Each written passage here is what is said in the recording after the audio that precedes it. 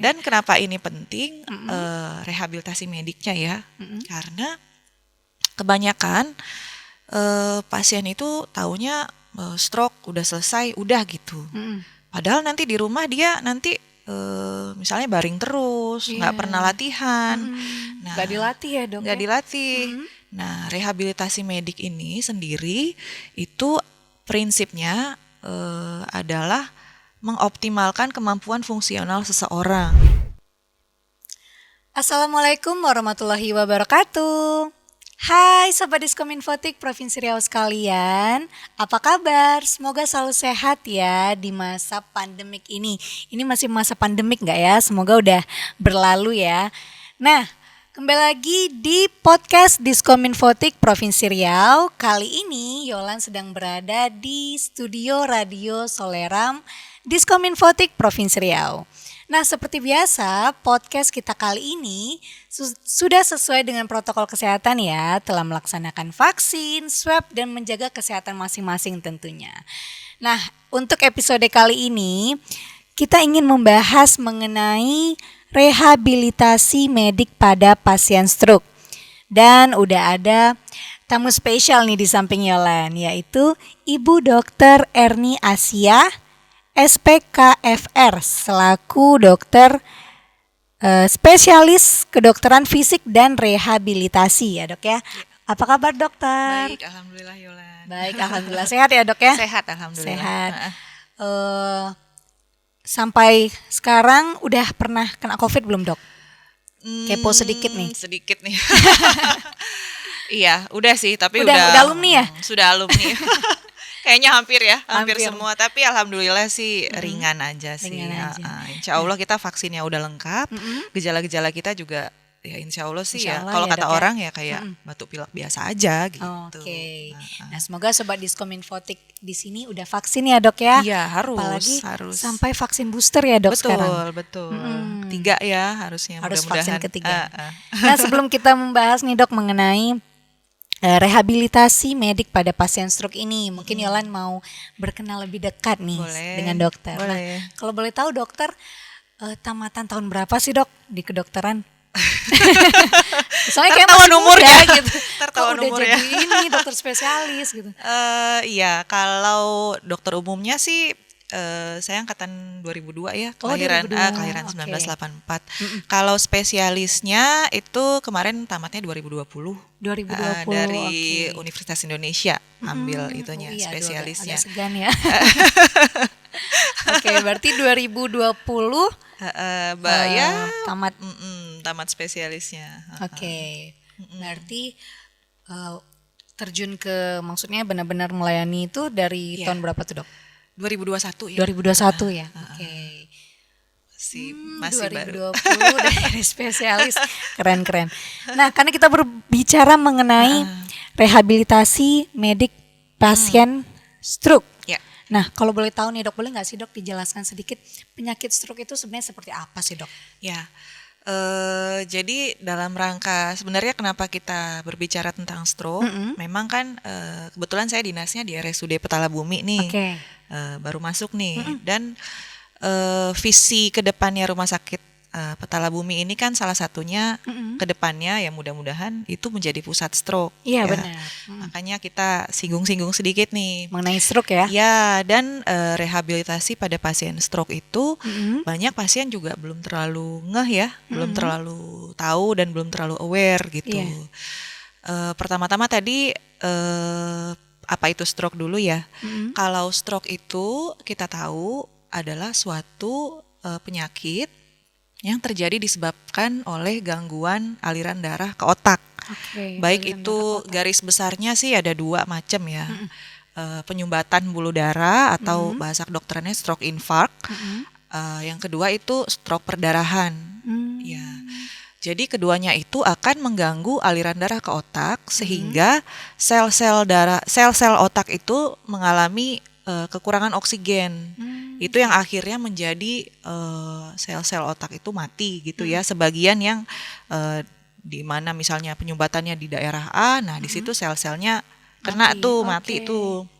Nah, apa yang terjadi apabila di otak kita sel-sel darahnya mati? Tentu otak ini kan representasi dari seluruh tubuh kita, ya, gerak, ya kan, menelan, berbicara, pusatnya di otak semuanya, kognitif atau kecerdasan, berbahasa. Iya benar. Jadi tergantung area mana yang kena. Nah di situ juga kalau dia pusat misalnya tangan dan kaki, nah dia jadinya ada kelemahan anggota gerak sebelah kanan misalnya, atau sebelah kiri misalnya. Kalau misalnya dia kena di gangguan menelan, ya dia susah menelan, susah berbicara, atau dia di pusat berbahasa, dia tidak bisa berkomunikasi dengan baik seperti itu. Jadi sampai sekarang sih masih menjadi pembunuh nomor 1 ya. Iya benar. Dan juga penyebab disabilitas juga yang nomor 1, nomor 2, nomor 3 nggak tahu lah saya sekarang rankingnya berapa ya. Selalu 3 besar lah gitu. Selalu 3 besar ya. Iya. Dan kenapa ini penting rehabilitasi mediknya ya? Karena kebanyakan pasien itu taunya stroke udah selesai, udah gitu. Padahal nanti di rumah dia nanti misalnya baring terus, nggak pernah latihan. Nah, nggak dilatih ya dok? Nggak dilatih. Nah, rehabilitasi medik ini sendiri itu prinsipnya adalah mengoptimalkan kemampuan fungsional seseorang gitu ya. Jadi kalau dokter rehabilitasi medik atau dokter spesialis KFR itu dia adalah dokter yang ini sekalian saya perkenalan ya, karena kebanyakan kadang-kadang belum terlalu ini aware ya dokter rehab itu apa gitu kan. Nah, lebih kepada gangguan fungsi segala macam fungsi gitu, fungsi berjalan, fungsi berkomunikasi, fungsi berbicara, dan juga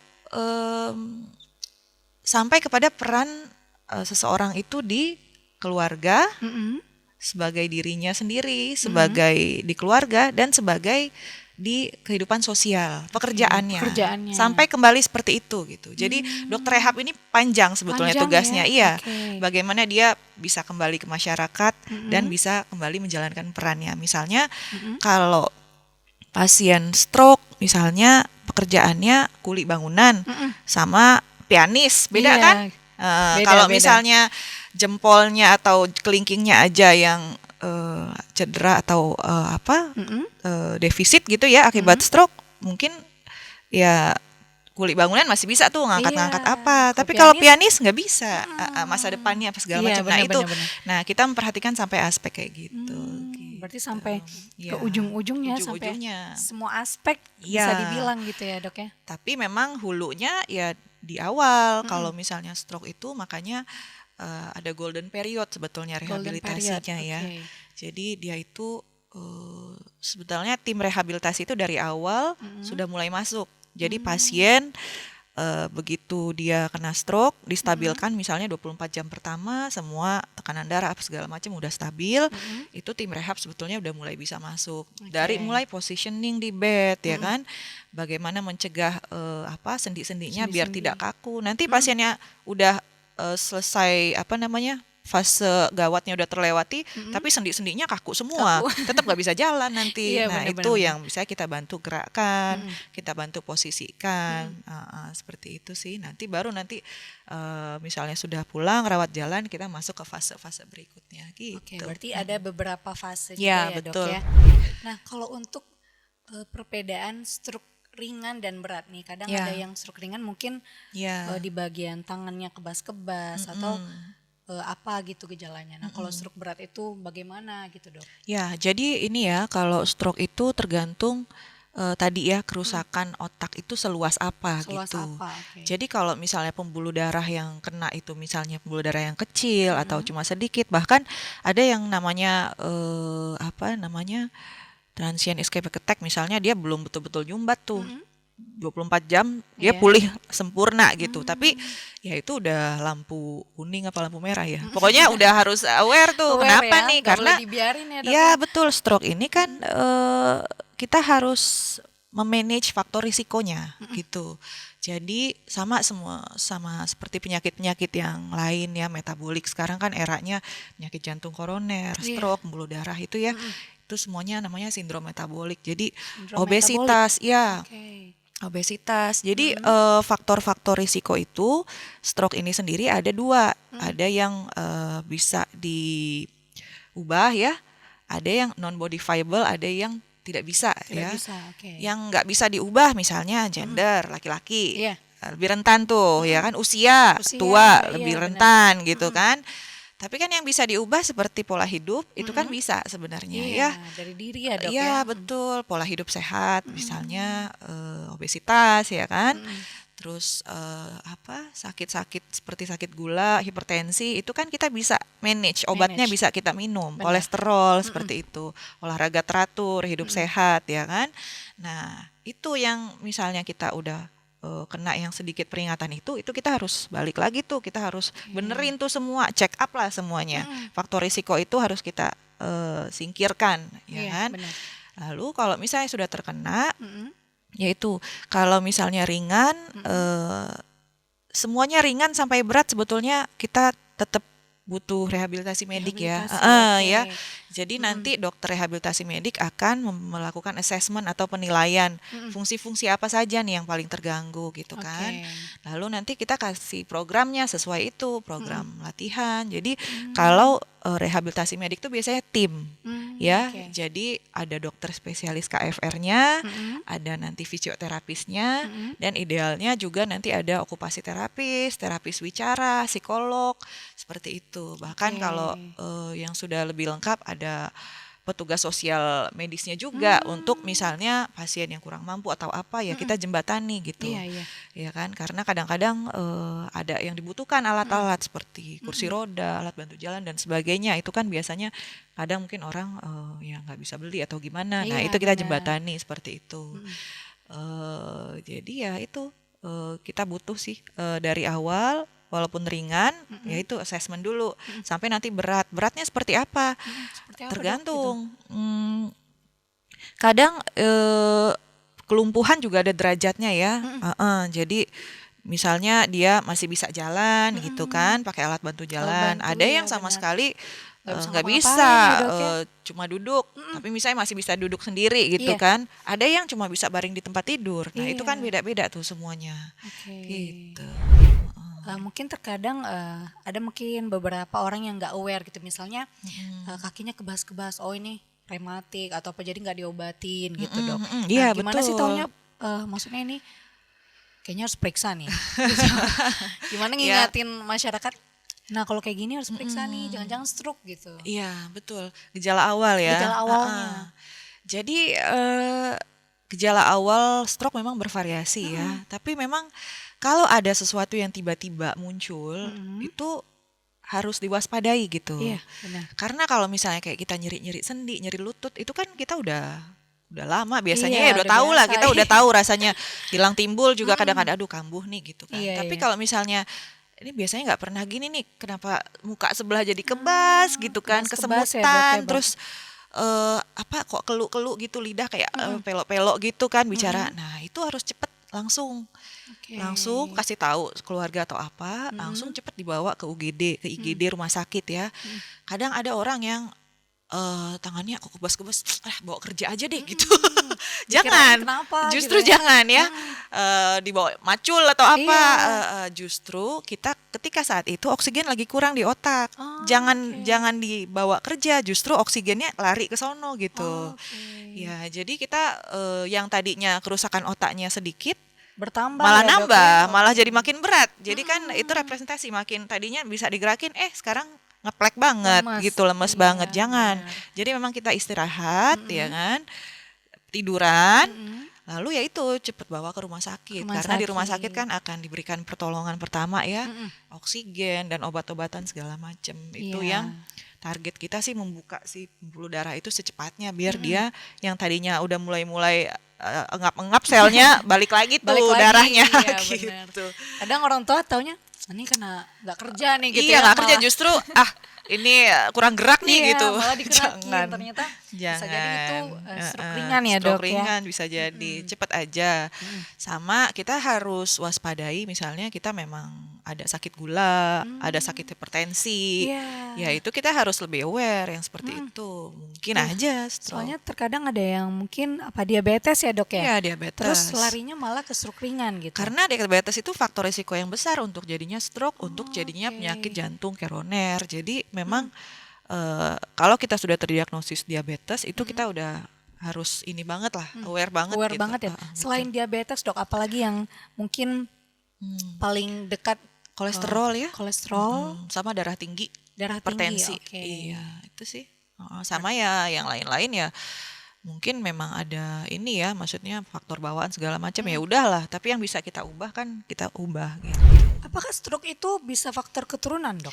Stroke itu sendiri bukan faktor keturunan, Bukan ya, Dok, tapi ya? Oke. hipertensinya, penyakit diabetesnya itu kan bisa Bisa juga. keturunan ya. Jadi faktor-faktor risikonya itu yang kita ini kan. Oke, berarti buat Sobat Diskominfotik yang punya diabetes, kolesterol tinggi, tekanan darah ya dok Mulailah ya? pola hidup sehat. Mulailah pola hidup sehat. Dan selalu mengontrol itu, misalnya memang rajin itu apa ke dokter penyakit dalamnya, obat-obatannya, check up, tensinya kalau memang punya hipertensi ya lebih baik misalnya sekarang kan alat tensi juga gampang, ada yang digital kan, Udah punya banyak alat ya, satu Dok, di ya. rumah.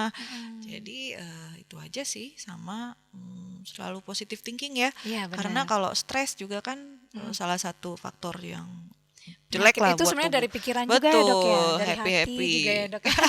Olahraga sih, olahraga itu kan Olahraga akan juga. mengeluarkan ini ya hormon-hormon yang bikin kita happy happy Iya, dan benar. menurunkan tekanan darah dan segala macam. Makanya itu penting banget sih. Benar, berarti perbanyak olahraga juga ya dok ya. Betul, minimal 3 kali seminggu lah, 3 kali minimal seminggu. banget 3 sampai 5 kali.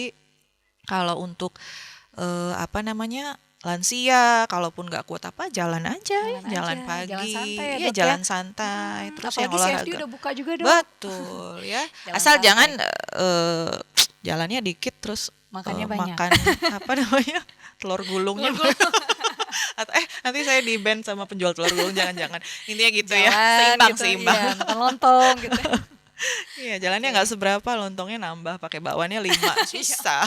Jadi lapar. Jangan.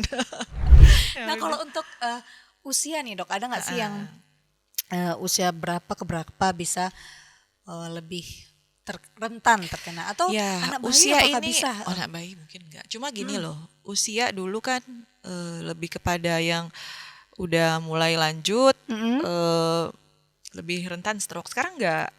Sekarang yang muda-muda tuh banyak Iya, gitu benar. ya. Karena mungkin pergeseran apa ya, pola hidup segala macam gitu ya, pola makan.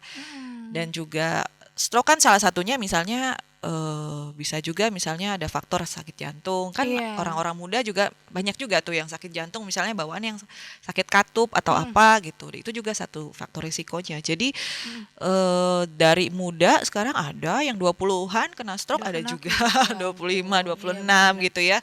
Kalau dulu kan rata-rata di atas 50 gitu. Sekarang enggak, 40 tuh udah ada juga. Jadi memang apa ya, anak-anak muda sekarang harus lebih aware lah Iya gitu. benar.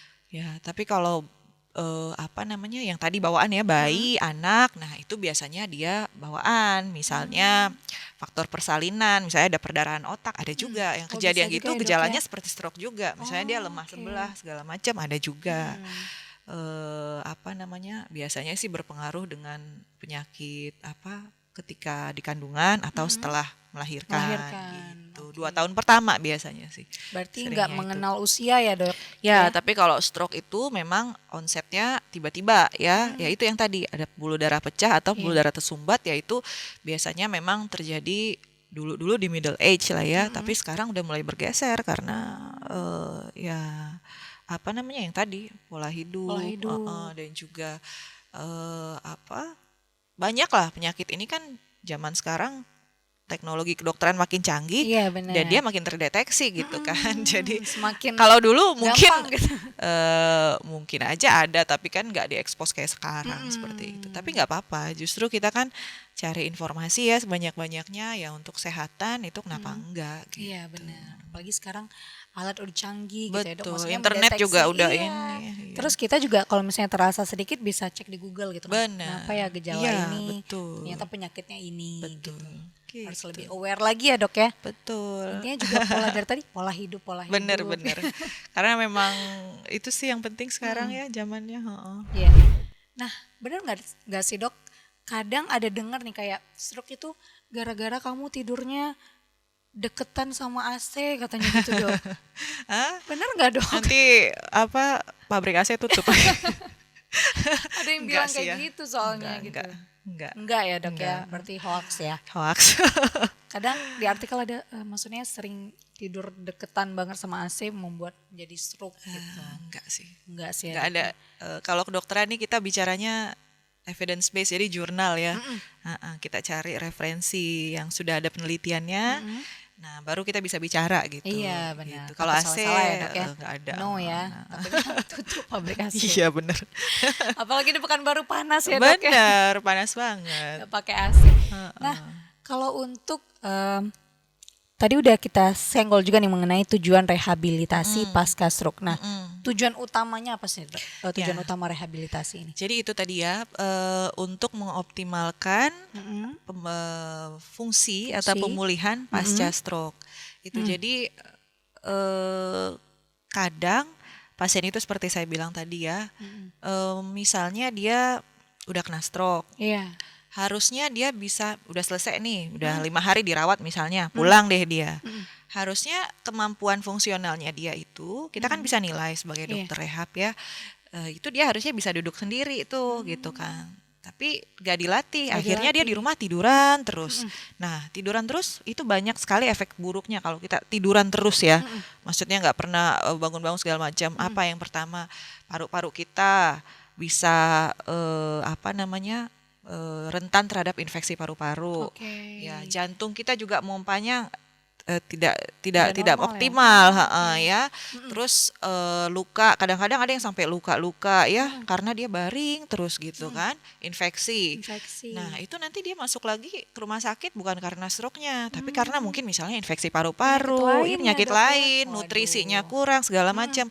Padahal kalau dia misalnya bisa duduk, kita latih ya, misalnya siapa tahu masih bisa kekuatan untuk pindah aja dari tempat tidur ke kursi roda. Nah, ya udah dia bisa misalnya ini sendiri kursi roda sendiri. Jadi dan salah satu yang paling penting juga yang diajarkan adalah untuk kemandirian dia, ya kan? Biar nggak bergantung. Iya, biar tidak bergantung pada orang lain. Jadi maksudnya bagaimana dia tangannya bisa kok pakai celana sendiri, baju sendiri, tapi dipakein terus sama. Jadi justru dia nggak belajar gitu kan.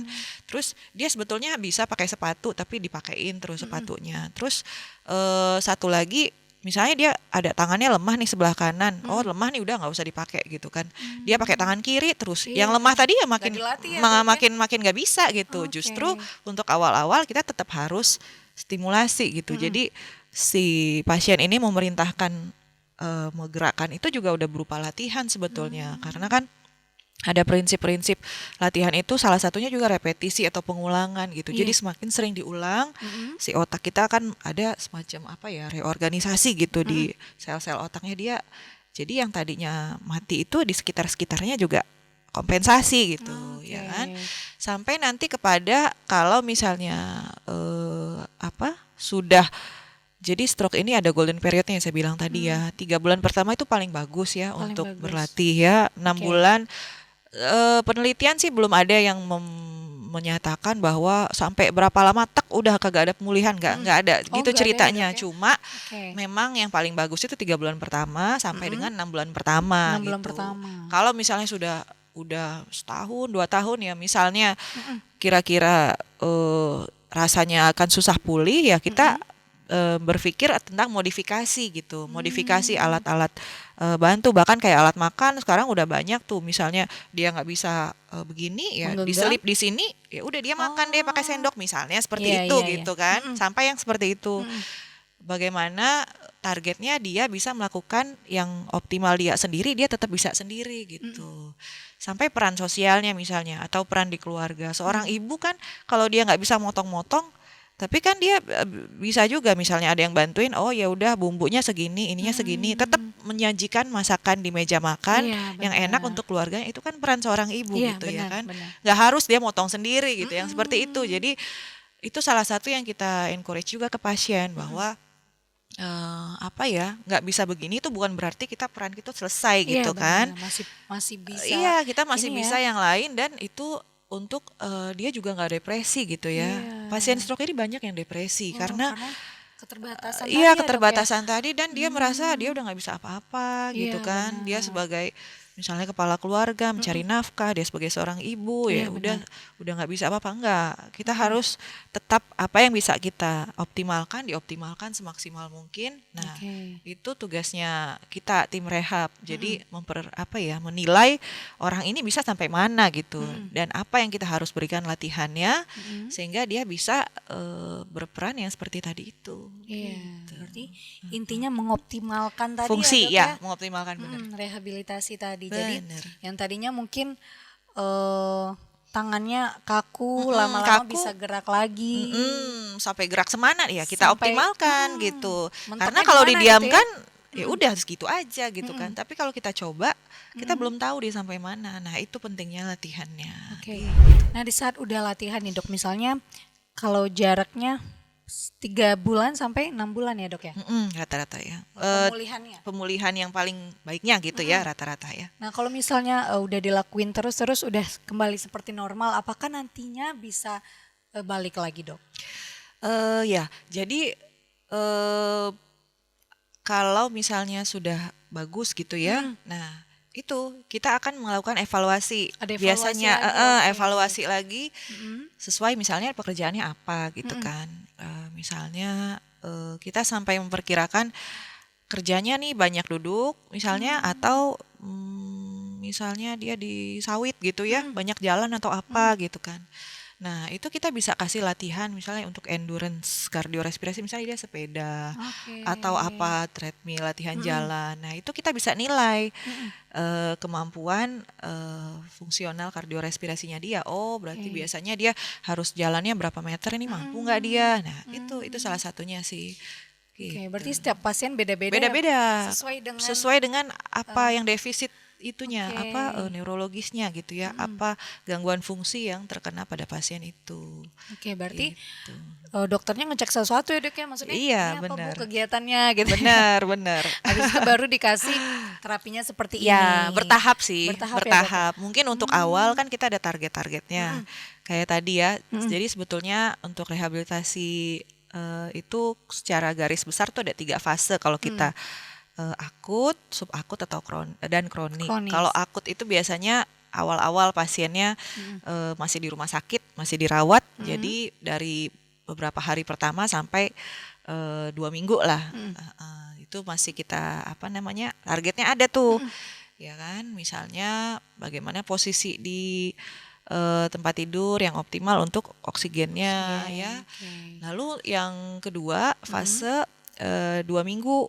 Setelah 2 minggu ya, 2 minggu sampai 6 bulan lah 6 ya. bulan, Ya, itu untuk tadi yang subakut. Jadi itu kita latihannya lebih gencar lagi biasanya.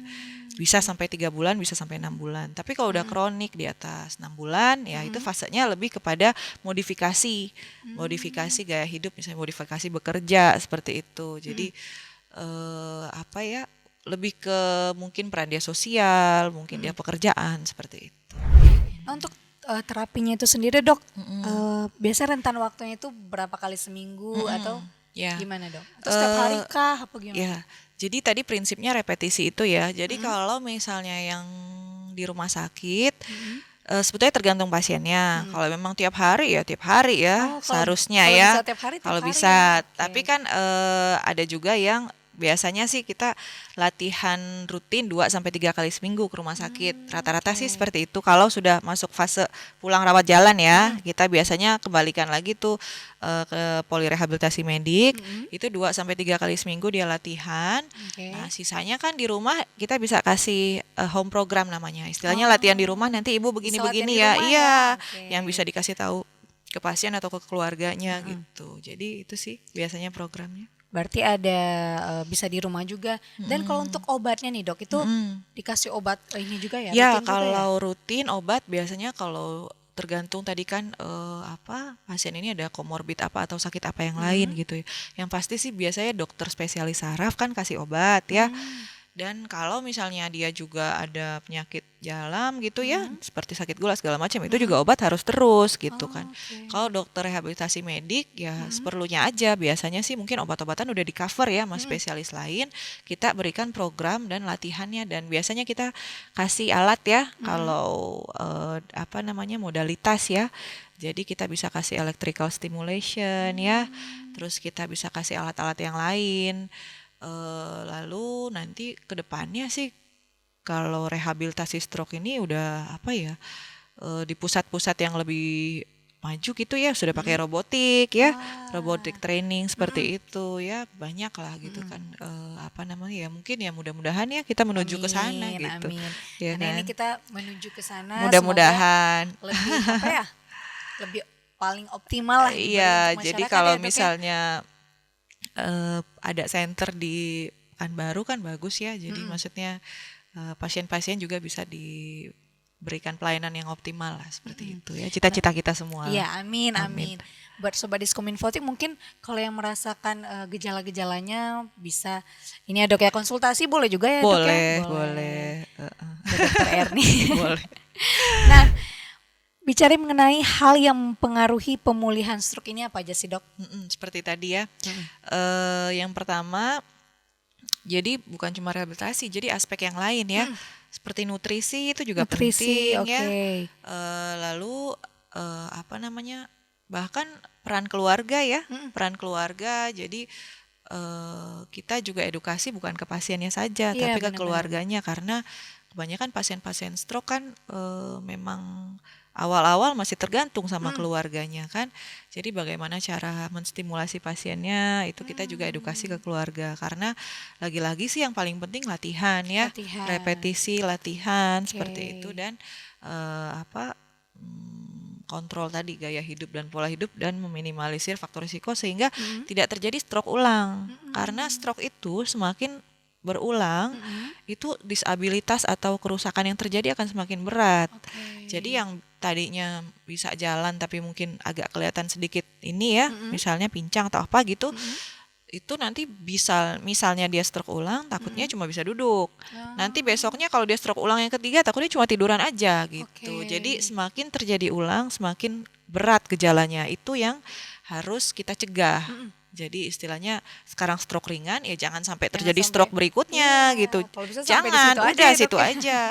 Tapi kalau misalnya betul, tapi kalau misalnya dia nggak perhatiin gula darahnya, tetap makan kolesterol biasa, tetap darah tinggi, biasanya sih ya statistik menunjukkan akan ada ulangan ya itu, dan makin berat seperti itu. Berarti selain pasiennya sendiri, keluarga juga ya, betul, dok ya, mengenai penyakit stroke ini sendiri. Ya, betul. Nah, untuk pantangan makannya itu apakah sesuai dengan penyakit yang dia derita selain stroke atau gimana dok? Ya, atau ada pantangan sendiri gitu? Pada umumnya iya ya, tergantung faktor risiko ya. Maksudnya kita sih orang normal aja yang nggak sakit ya harus pola hidup sehat ya. Itu udah pengetahuan umum kan. Kita jangan banyak makan gorengan ya kan, jangan banyak makan jeroan apa segala macam. Itu yang kita sehat aja misalnya. Merasa sehat nggak? Nggak tahu. Nggak tahu ya. Insya Allah ya. Insya Allah, amin. Apalagi yang udah jelas ada faktor risiko komorbidnya seperti sakit gula atau diabetes. Atau darah tinggi juga, hipertensi ya, itu harus kurangilah yang manis-manis, boba. Saya di ban sama penjual boba lagi. Ya pokoknya gitu ya. Tapi pokoknya yang manis-manis dihindari ya dok ya. Kecuali jualan yang manis ya, itu nggak apa-apa. Aduh, dokter juga. Udah gitu tadi ya darah tinggi, ya udahlah kalau itu jangan yang asin-asin ya, garamnya banyak itu kan Oke. kurangi. Sama yang kalau udah tahu kolesterol ya janganlah makan banyak gorengan, terus Gorengan. apa ya, eh, gulai-gulai apa yang kental kalio apa kayak gitu-gitulah, Iya, atau iya, iya, jeroan iya. apa. Nah, itu ya kita kurangi gitu ya. Banyakin rebus-rebusan gitu kan. Rebus-rebusan, benar-benar. Sarapannya nasi putih yang tinggi glycemic indexnya misalnya ganti jadi misalnya kentang rebus atau jagung rebus Itu misalnya sehat gitu, ya, atau Dok ya? beras merah gitu. Oke. Ya, usahain aja Usahain. gitu ya. Jadi ilmu baru juga nih. Biasa pagi udah makan mie ayam gitu. Iya. Yang banyak micinnya gitu. Ya Dok. udah. Oke, berarti lebih Heeh. mulai hidup sehat lagi biar penyakit pada go away ya, Dok ya. Iya, betul sekali. Kalau untuk mengenai komplikasi, Dok, apakah Mm-mm. misalnya kita sebagai penderita stroke itu lebih rentan terkena penyakit lain, atau kalau sebelumnya kita terkena penyakit apa gitu, lebih rentan terkena stroke? Ya, Sebaliknya. jadi apa namanya, stroke ini sebetulnya kan tadi ya karena banyak penyakit-penyakit yang lain, nah dia itu jadilah salah satu event namanya gitu ya. Nah, stroke itu sendiri tergantung kalau misalnya kayak seperti karena dia nggak bisa jalan lagi, dia duduk aja terus. Nah, ya kan? Atau dia tiduran aja terus. Nah, itu akan yang tadi seperti saya jelaskan bisa membuat orang rentan terhadap penyakit-penyakit yang lain seperti infeksi paru-paru ya, ginjal misalnya dia banyak duduk, itu banyak tidur gitu kan, jantung juga seperti itu. Jadi saling berkaitan aja gitu. Jadi bagaimana kita pasien stroke itu salah satu dari pemulihannya itu tidak membuat dia inaktivitas atau diam-diam aja terus Diam-diam gitu. aja, benar. Karena inaktivitas itu sendiri akan membawa berbagai macam penyakit. Gitu. Oke. Nah, penting nggak sih, Dok, kita tuh harus kita kan nggak tahu nih kondisi badan kita ya. Misalnya kita sakit perut, oh mungkin ini mules biasa atau gimana. Penting nggak kita untuk check up, Dok? Ya, jadi sebetulnya nggak cuma stroke ya, tapi rutin medical check up itu sebetulnya tetap disarankan satu kali setahun. 1 kali setahun. Oke. Jadi untuk apa ya? Namanya medical check up ya, itu untuk orang sehat sebenarnya gitu ya. Jadi sekali setahun itu akan dicek lah yang rutin ya.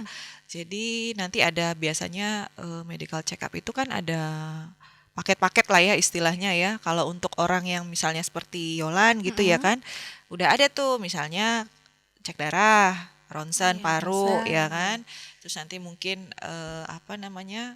Mungkin baru itu aja. Cuma nanti misalnya di usia berapa, misalnya itu akan lebih lagi ceknya misalnya ke arah jantung. Misalnya di atas 40 atau 45 ya, tergantung ya. Mereka akan tambahkan misalnya treadmill test seperti itu. Dan apa namanya?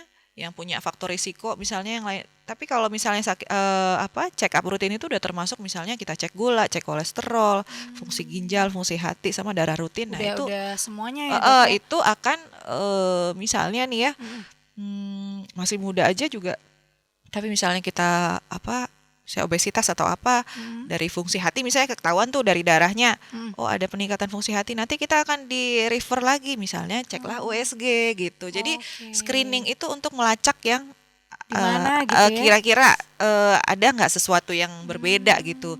Kalau misalnya ada yang mencurigakan, kan nanti ada pemeriksaan lebih lanjut lagi. Nah, jadi yang rutin itu aja dulu, kita nggak usah apa ya, kalau nggak ada gejala apa-apa tiba-tiba USG ya nggak perlu Nggak gitu, perlu ya, Dok, ngapain gitu kan, nggak ada apa-apa. Cuma kan misalnya kita sehat-sehat aja, ternyata fungsi hati kenapa meningkat gitu, dicek USG ternyata misalnya fatty liver gitu kan. Nah, itu Padahal kita nggak lebih terjadi aware, apa-apa nggak ya, terjadi Dok, ya? apa-apa. Tapi kan itu kan kita aware, nanti dikasih obat segala macam untuk mengurangi itu, dan pola hidup sehat lagi-lagi ya, Iya, mengurangi benar. kolesterol segala macam. Karena kan kalau dibiarin aja, misalnya fatty liver pun bisa jadi masalah nanti ke depannya Iya, seperti benar. itu. Jadi Tahun ke tahun itu sih, berikutnya, Dok, ya. gitu. Jadi memang biasanya sih rutin ya sekali setahun. Oke, berarti Mudah-mudahan perusahaan besok denger udah ya. mulai check up. Kalaupun perusahaan nggak cover ya udah kita sendiri Kita aja, sendiri mandiri aja. ya kan, untuk kesehatan Iya, kita sendiri iya, karena gitu. biar tahu juga ya, Dok, maksudnya kondisi Betul. badan kita nih sekarang seperti Benar, apa. Apalagi iya. semakin tua Dan lagi merasa sekarang sehat apa ya? gitu. Penyakit itu sekarang udah mulai aneh-aneh kan? Iya Nggak tahu apa bener dok. karena memang kemajuan teknologi jadinya ketahuan. Ketahuan semua ya dok ya. Tapi memang ya kita bisa bilang kayak cancer pun Iya. muda-muda juga banyak Benar, gitu kan. iya benar. Gitu. Cancer itu kayaknya paling apa ya dok sekarang. Aduh serem. Soalnya Iya. gejalanya itu nggak yang di Langsung awal tuh ketahuan, nggak bener. nggak ketahuan gitu dan Ya itu salah satunya ya check up mendadak. tadi sih. Harus Rutin check up. medical check up dia akan screening yang awal-awal tadi. Oke, berarti ini Gitu, tips dari tips dokter ya. sekali setahun ya dok ya. Kalau Iya, bisa kalau sisihkan bisa, nih minimal. gajinya untuk check up. Enggak lah, bisa sama dengan apa minum kopi kan aja bisa kan 50.000. Kopi tiap hari ya. Tiap hari itu kan cuma 10 kali minum Iya, kopi kali bisa disisihkan. Oke. Nah, kita udah membahas banyak seputar rehabilitasi medik pada pasien stroke ya, Dok ya. Semoga sobat Diskominfo sobat ya Allah jadi belibet nih. Belibet nih. Sobat Diskominfotik menambah wawasan baru. nih, Dok. Mudah-mudahan ya. Nah, yang terakhir nih, Dok, ada nggak sih tips and trick dari dokter nih untuk pasien yang terkena stroke atau yang mungkin udah terasa gejalanya sedikit-sedikit nih. Yang tadi ya kalau misalnya baru berasa ya tadi cepet ya karena stroke ini semakin cepat semakin baik sama kayak penyakit jantung ya. Kalau penyakit jantung itu kan kita ada istilah kalau misalnya stroke ini time is brain. Time is brain. Ya, oke. jadi semakin lama dibiarin semakin banyak yang mati sel otaknya semakin berat lah kita cuma bisa lihat dari luar kan, tapi itu kan merepresentasikan tadi ya kerusakan otaknya seluas apa itu ya. Jadi secepat mungkin langsung bawa ke rumah sakit ya, emergency ya, ke IGD-nya gitu kan. Kalau misalnya sudah, jadi yang pertama dari pasiennya harus punya motivasi ya, willingness untuk bisa kembali pulih gitu ya. Jadi dia bisa menjalani program rehab kita dengan rajin gitu ya. Karena kalau dia sudah terlalu down atau depresi itu dia males kan, buat apa lagi latihan seperti itu. benar-benar. Nah itu Udah putus asa ya, putus asa. Jadi itu yang akan semakin memberatkan nanti gejala dia ke depannya. Nah itu motivasi ya. Dan tadi juga itu rajin untuk ikut program rehabilitasi medik dan juga yang terakhir ya tadi faktor-faktor risiko ya. Iya. Itu aja sih kayaknya. Itu aja ya, Dok ya. Itu dia tips and trick dari Dokter Erni Asia, Iya. SPKFR. Nah, karena waktu membatasi kita nih, Dok. Kita sudahi terlebih dahulu ya, Dok ya. Oke. Luar biasa sekali informasi dari Ibu Dokter Erni Asia, SPKFR. Semoga apa yang beliau sampaikan bisa menambah ilmu atau wawasan baru kepada Sobat Diskominfotik Provinsi Riau sekalian. Nah, terima kasih telah mendengarkan podcast kita episode kali ini. Seperti biasa, jangan lupa like, comment, share, dan subscribe YouTube channel Diskominfotik Provinsi Riau sekarang juga ya. Terima kasih, saya sebagai host Yolanda Mardayahya pamit undur diri. Sampai jumpa. Wassalamualaikum warahmatullahi wabarakatuh. Hit 'em up.